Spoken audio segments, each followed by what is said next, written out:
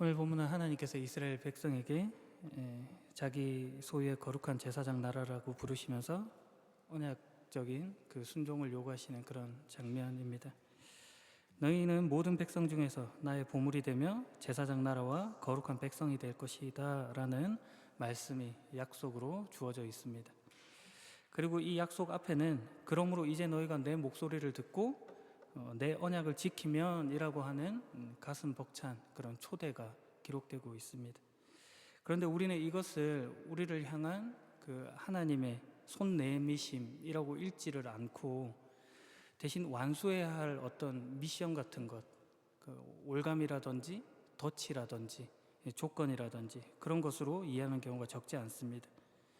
그래서 우리는 생각보다 자주 신앙을 미래형으로 두고 있습니다. 내가 좀 더 기도하고 좀 더 잘하고 좀 더 나아지면 더 죄와 멀어지면 그제서야 하나님이 나를 온전히 받아주시는 것은 아닐까 하는 그런 생각을 하게 되는 것이죠. 우리가 하나님 앞에 서는 날을 미래로만 미뤄두고 사는 그런 모습입니다. 오늘은 다만 조건을 채우는 과정이 아닙니다. 지금 이 자리는 언제나 조건으로 채워져야만 하는 그런 불완전한 중간 단계가 아니라는 것입니다. 하나님은 이미 우리에게 은혜를 베푸셨습니다. 내일의 거룩을 담보로 해서 하나님이 은혜 주심을 뒤로 미뤄두고 유예하지 않습니다. 이미 허락하신 것입니다. 그런데 마치 오래된 파트너가 내가 좀 더 잘해야지 너의 사랑을 진짜로 느낄 수 있겠어 라고 말한다면 그 말이 얼마나 이상하게 들리겠습니까? 우리가 하나님의 사랑을 그렇게 오해하고 있다는 것이죠. 그런 사람이 가지는 내미는 그런 자격증, 성적표라고 하는 것은 늘 자격 미달이다라는 그런 내용밖에 안 될 것입니다. 그러나 아직도 신자들 중에서 많은 분들이 하나님과 우리 사이를 그렇게 오해합니다. 하나님이 언젠가 나를 충분히 받아주실 거야 라고 생각을 한다는 거죠. 충분히 거룩해지면, 충분히 신앙생활을 잘하면 그제서야 하나님이 자기 사람으로 나를 받아주시지 않을까 라고 불안해하는 것입니다. 그러나 복음은 하나님이 언젠가 받아주시겠다는 그런 소식이 아닙니다. 예수 그리스도 안에서 이미 받아주셨다라고 하는 선언이 복음입니다.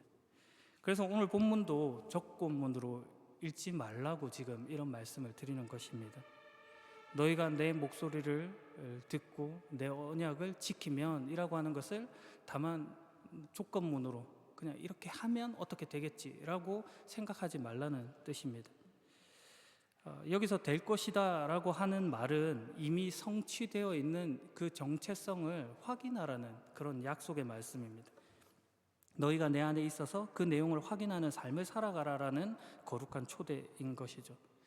그렇지 않다면은 이 말씀을 주시기 전에 있었던 그 출애굽기의 이야기들은 없어야 맞습니다. 일어나지 않아야 되는 것이죠.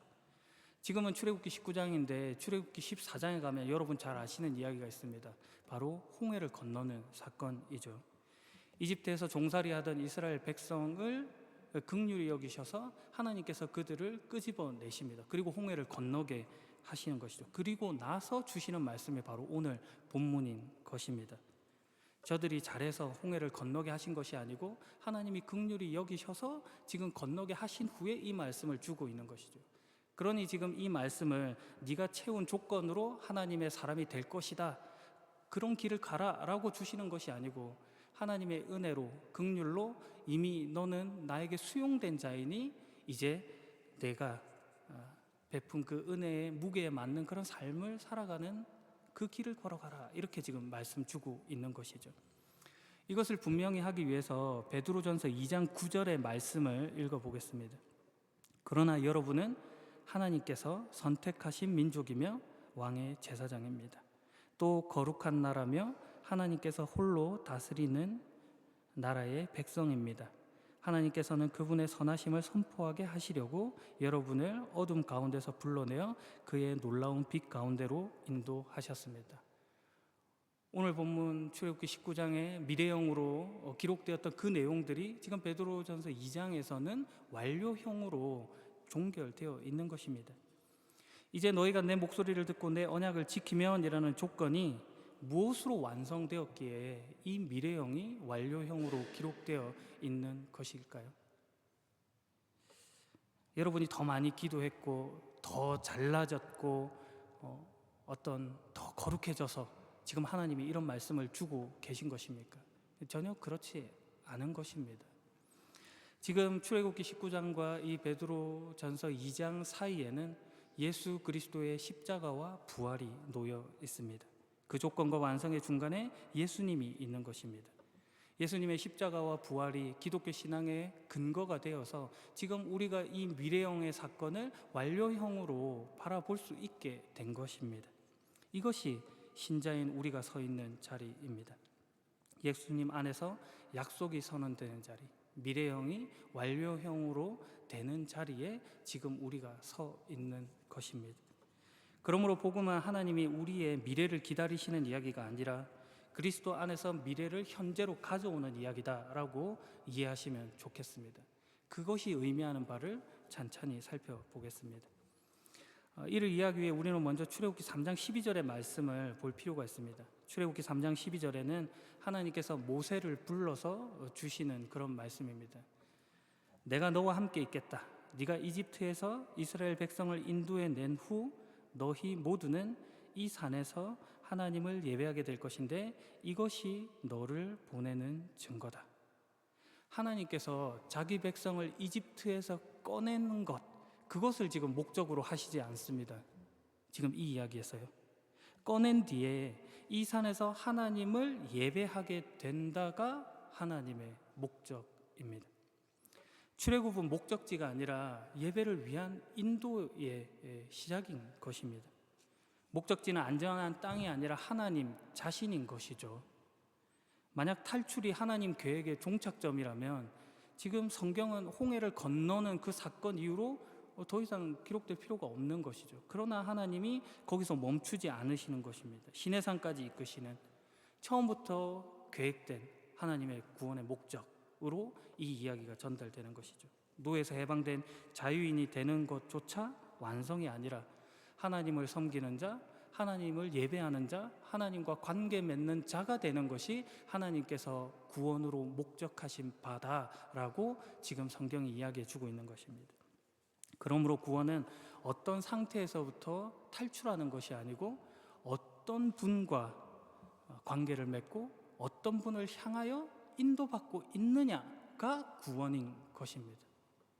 이집트에서의 해방은 시내산으로서 초대하기 위한 그런 준비인 것이죠. 이 사실이 신앙의 목적을 다시 묻게 합니다. 우리가 구원이라고 할 때 가장 먼저 떠오르는 이미지는 죄로부터의 해방일 것입니다. 맞는 말이죠. 그러나 그것이 절반만 맞는 말이다, 이런 이야기를 지금 드리는 것입니다. 출애굽기 3장 12절은 해방 너머의 목적이 있다라고 지금 말한다는 것이죠. 하나님이 이스라엘을 꺼내신 것은 그들이 단지 죄로부터의 그 어떤 죄책감 이런 것들이 덜어지는 것, 그런 것을 목적으로 지금 말하고 있는 것이 아니고 하나님 앞으로 데려 나오기 위한 것을 목적하고 있다, 이렇게 이야기를 주는 것입니다. 자유 자체가 목적이 아닌 것이죠. 자유는 하나님께 가기 위한 것으로 주어진 조건이 되어버리는 것입니다. 그러므로 구원은 이집트를 떠나는 것으로 끝나지 않고 하나님께 도착하는 것으로 완성됩니다. 시내산에 도착하자마자 하나님은 구원 사건 전체를 한 문장으로 요약하십니다. 그것이 오늘 본문 바로 앞에 있는 이 4절의 말씀인데요. 읽어드리면 너희 모두는 내가 이집트 백성에게 한 일을 다 보았다. 그리고 독수리가 날개로 새끼를 실어 나르듯 내가 너희를 어떻게 나에게 데리고 왔는가도 보았다. 이렇게 기록되어 있습니다. 이스라엘이 싸워서 나온 게 아니죠. 지금 하나님께서 인도해서 나왔다는 것입니다. 누군가가 업어서 데리고 나왔다는 것이에요.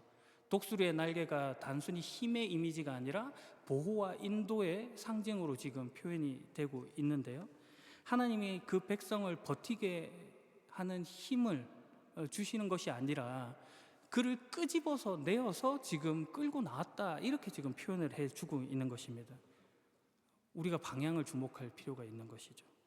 우리의 목적지가 안전한 땅이 아니라 하나님 자신이라는 그 포인트, 누구에 더 집중하라고 하는 말인 겁니다. 신명기 32장 10절에서 12절은 이것을 동일한 이미지로 이제 더 상세하게 풀어주는데요. 여호와께서 거칠고 황폐한 광야에서 야곱 백성을 찾으셨다. 그들을 감싸주고 돌보셨으며 자신의 눈동자처럼 지켜주셨다. 독수리가 둥지 위를 날며 새끼들 위에 퍼덕이듯이 날개를 펴서 새끼들을 받아 날개 위에 놓고 새끼들을 나르듯이 여호와만이 그들을 이끄셨다. 다른 신은 그들 곁에 없었다. 독수리가 새끼들을 날개 위에 올려 보호하고 인도하는 그 이미지가 있는 것이죠. 새끼가 추락을 해도 그 어미가 그 밑에서 날개를 펼쳐 그를 안는 것입니다. 감싸주고 돌보시고 눈동자같이 보호해 주시고 하나님이 이끄시는 거죠. 그런데 출애굽기 14장에 홍해 앞에서 이스라엘 백성을 보게 되면 그들이 이런 말을 합니다. 이집트에 매장지가 없어서 우리를 광야에서 죽게 하느냐. 하나님이 그들을 업어서 이렇게 지키고 계신데도 그들이 지금 이런 불평을 하고 있는 것입니다. 마치 부모 품에 안겨 있는 아이가 이렇게 계단을 내려가거나 아주 높은 곳에 있을 때 그 아래가 무서워서 막 덜덜 떨고 발버둥치는 그런 이미지라고 생각하시면 좋겠습니다. 부모 품에 안겨 있지만 여전히 두려운 것이죠. 그러나 그 부모를 신뢰하는 아이는 분명 그 부모를 더 꽉 껴안을 것입니다. 그런데 이스라엘이 그렇지 않더라는 거죠. 부모 품에 있으면서도 그것을 모르고 발버둥치는 인생이더라는 것입니다. 비단 이스라엘만의 문제가 아니라 우리 신자들의 모습이 그렇더라는 겁니다. 많은 신자들이 이런 생각을 합니다. 괜히 하나님 믿어가지고 이런 일을 겪는다. 차라리 신앙을 갖지 않은 편이 나았을 것 같다. 인도받고 보호받고 있지만 하나님과 늘 동행하고 그 품속에 의로운 팔로 붙들려 있지만 문제가 생길 때마다 항상 이런 식의 반응을 보이는 것입니다. 다르지 않다고 지금 하는 말인 것이죠. 모세는 출애굽기에서 이런 선언을 합니다. 그 자리에서요. 14장 13에서 14절을 보게 되면 두려워하지 마시오. 굳게 서서 여호와께서 오늘 여러분에게 베푸실 구원을 보시오. 오늘이 지나면 이 이집트 사람들을 다시는 보지 않게 될 것이요. 그저 가만히 있기만 하시오. 여호와께서 여러분을 위해 싸워줄 것이요. 가만히 있기만 하라가 아무것도 하지 말라는 이야기는 아닙니다. 지금 그 일을 이루시는 분이 누군지를 똑똑히 보라고 지금 하는 말인 거죠. 우리가 무엇에 초점을 맞추고 있어야 되느냐라고 지금 말 주는 것이죠. 이 싸움에서 이스라엘에게 해당되는 동사들은 능동태로 기록되어 있지 않아요. 하나님이 행하시는 일에 지금 초점을 맞추고 있다는 뜻입니다. 하나님이 먼저 구원을 행하시고 거기에 이스라엘의 합당한 반응을 요구하고 있는 것이죠. 요청하는 것입니다. 응답하는 것이 은혜를 끄집어내는 것이 아니고 은혜가 먼저 있고 그 뒤에 응답이 뒤따라 나오더라라는 것입니다. 이것이 지금 출애굽기 전체 흐르는 이 신학적인 뿌리인 것이고 이 복음의 순서이기도 합니다. 오늘 본문이 바로 이 위대한 복음의 순서를 우리에게 고스란히 보여주는 것이죠. 놀랍게도 하나님은 이 은혜의 메시지를 이렇게 알려주기 위해서 그 당시에 그들이 가장 이해하기 쉬웠던 그런 방식으로 이 글을 쓰고 있는 것입니다. 가령 강대국이 약소국과 조약을 맺을 때 이 강대국은 약소국에게 강대국으로서의 자신들의 업적이랄까요? 자신들이 베푼 은혜, 역사적인 사실 이런 것들을 다 펼쳐 놓습니다. 그리고 나서 그들에게 지켜야 할 법에 대해서 이야기를 해주는 그런 방식으로 조약이 체결됩니다. 지금은 하나님께서 그런 방식으로 지금 이야기를 하고 있는 것이죠. 여기서의 포인트는 하나님께서 그 형식을 빌렸지만 내용에 있어서는 내가 이 펼쳐놓은 이것이 얼마나 너희를 향하고 있느냐 이걸 보라라고 지금 이 내용을 주고 계신 것입니다. 그래서 출애굽기 24장을 보면 이스라엘이 하나님과 언약을 공식적으로 체결합니다. 이때 이스라엘의 반응이 두 번 반복해서 응답으로 나타나는데요.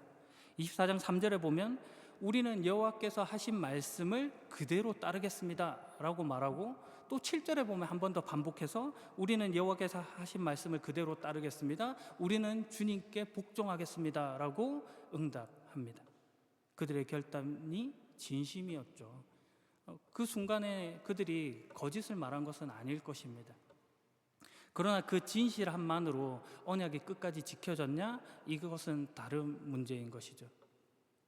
그들의 의지가 약해서 이 문제가 생긴 것은 아닙니다. 의지만으로는 거룩에 이를 수 없다는 것을 말해 주는 것이죠. 이 다짐이 선언된 뒤에 곧장 이어지는 그들의 실패 이야기가 있습니다. 여러분 잘 아는 바로 금송아지를 만드는 사건이 등장을 해요. 언약 체결 직후에 처참한 실패가 나타나는 것입니다. 그들이 우리는 주님만 따르겠습니다, 그대로 말씀을 따르겠습니다, 복종하겠습니다 라고 했지만 결국 그들의 실패가 고스란히 드러나더라는 것이에요. 이것이 구약 성경 전체에 흐르는 이야기입니다. 레위기에서 정결법을 주고 제사법을 주고 절기법을 줬는데 그들이 그것을 가지고도 실패를 합니다. 그들 입장에서는 최선을 다했다고 생각하며 하나님께 예배를 드립니다. 그런데 구약 성경의 마지막 책인 말라기에 가면 하나님께서 이 성전문을 누가 좀 닫아줄 자가 있겠느냐라는 식의 그런 말씀을 하십니다. 그들의 형식적인 예배에 질려버렸다라고 표현하시는 것이죠. 그들이 의지를 가지고 최선을 다하는 것으로도 실패하는 지점들이 나타나더라는 것입니다. 그러면서 구약 성경이 끝나지는 않죠. 여기에 대조적으로 하나님의 신실하심이 어떤지를 보여주는 것이 우리가 가지고 있는 하나님의 말씀인 것입니다. 하나님께서 얼마나 신실하신가. 하나님의 신실하심은 이스라엘이 보이는 그 신실하심에 좌우되지 않고 어떻게 나타나고 있는가를 보여주는 것이 성경의 말씀인 것입니다. 이스라엘이 다짐하고 실패할 때마다 하나님은 그 관계를 끊지 않으시고 지속적인 은혜로 개입하신다. 그것이 신약 성경에 와서 예수 그리스도라는 분으로 보여지더라, 이렇게 말을 하고 있는 것입니다. 신약 성경의 첫 번째 책인 마태복음 1장 1절에는 이렇게 기록되고 있습니다. 아브라함의 후손이며 다윗의 후손인 예수 그리스도의 족보다. 단순히 족보다라고 지금 족보에 대한 이야기를 하려고 하는 것이 아니고, 지금 예수 그리스도가 이스라엘의 언약사 전체를 짊어지는 분으로 오셨다라고 지금 이렇게 신약 성경에 딱 선언을 하고 있는 것입니다. 그분은 이스라엘이 실패하는 자리에 오신 참된 이스라엘로 보여집니다. 예수님의 공생의 초반부를 보게 되면 이 출애굽 사건이 반복해서 나타납니다. 그러니까 예수님의 세례 같은 것은 홍해를 건너는 사건의 반복으로 보여지고, 예수님의 40일 광야 생활은 40년 동안 광야에서 유리했던 그 이스라엘 백성들의 모습을 반복하는 것으로 보여집니다. 그러나 예수님에게는 결정적인 차이가 있더라라고 하면서 예수님께서 광야에서 받으신 세 가지 시험을 어떻게 이기시는지를 보여주는 것이에요. 이스라엘은 광야에서 하나님을 원망하고 불평하고 금송아지를 만들어서 불순종하였지만 예수 그리스도께서는 그 세 가지 시험을 말씀으로 이겨내더라라고 하는 것입니다. 그때 사용된 말씀은 이스라엘 백성들이 광야에서 실패하는 자리에서 주어졌던 그런 그 자리의 이야기가 나타나는 바로 신명기 말씀입니다. 예수님께서 그 신명기 말씀으로 그 모든 문제들을, 그 대적하는 자의 시험을 통과하시죠. 이스라엘이 가지고 있었던 그 문제를 그대로 끌고 와서 통과하시는 예수님의 모습을 보여주는 것입니다. 개혁주의 신학에서 이것을 능동적 순종이라고 부릅니다. 그리스도는 단지 우리 죄를 대신 짊어지시는 분일 뿐만 아니라 우리가 다 하지 못하는 순종을 대신 완전히 이루시는 분이기도 하다라는 뜻으로 이 표현이 사용됩니다. 이스라엘이 따르겠습니다 라고 다짐하고 실패한 그 자리에 예수님께서 완전한 이루심을 보여주시는 것입니다. 그래서 십자가에서 예수님께서 하신 말씀 다 이루었다라는 표현이 있는 것이죠. 원문으로 테텔레스타이라는 헬라어 단어가 사용되었습니다. 이 단어는 법정적인 용어이기도 하고 상업적인 용어이기도 한데, 완전히 지불되었다, 채무가 완전히 청산되었다, 이런 뜻의 단어입니다. 고대 파피루스 문서에 세금이 정산되었을 때 도장을 이렇게 쾅 찍었을 때 완납으로 그때 그 도장에 쓰여진 문구가 이 테텔레스타이이기도 합니다. 예수님께서 이 말씀을 하셨을 때 하나의 법정적인 선언을 한 것이죠. 끝났다, 완전히 종결되었다, 이렇게 딱 완료형으로 선언을 하고 있는 것입니다. 출애굽기 19장의 조건문이 완전히 채워진 것은 예수 그리스도 자신으로 보여진 것입니다. 그분의 순종, 그분의 보혈, 십자가, 이런 것들로 보여주신 것이죠. 그리고 부활을 통해 그것이 성취되었다라는 것을 다시 한번 보이는 것이죠. 로마서 6장 23절에 죄의 싹슨 사망입니다. 죽음이죠.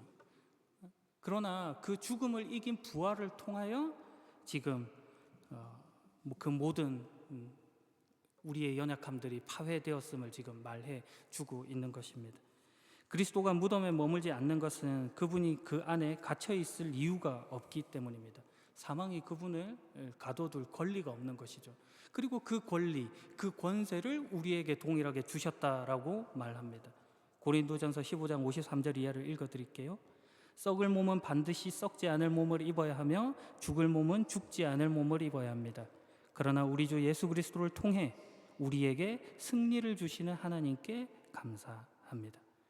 예수 그리스도를 통해 죽음이, 사망이 힘을 쓰지 못하고 승리가 우리에게 주어졌으므로 우리가 감사하는 것이죠.